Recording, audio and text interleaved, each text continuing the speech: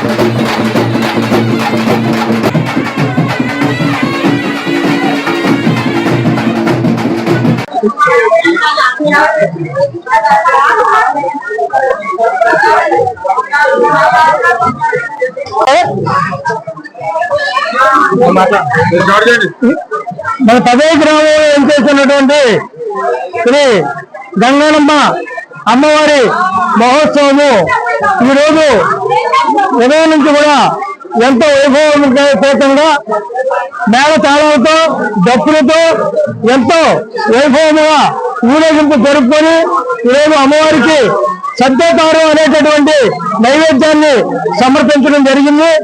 అమ్మవారు వేంగిరాజుల కాలం నుంచి కూడా ఇక్కడ ఎంతో వైభవముగా వెలసి ఉత్సవములు జరుపుకుంటూ ఉన్నది.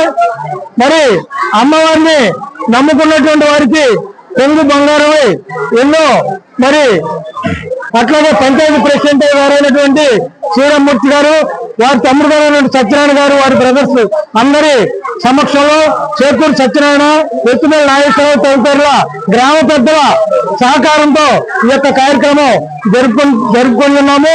కావున అమ్మవారి యొక్క కార్యక్రమం ప్రతి సంవత్సరం కూడా జరుపుకుంటామని అమ్మవారికి విన్నవించుకుంటూ ఉన్నాము.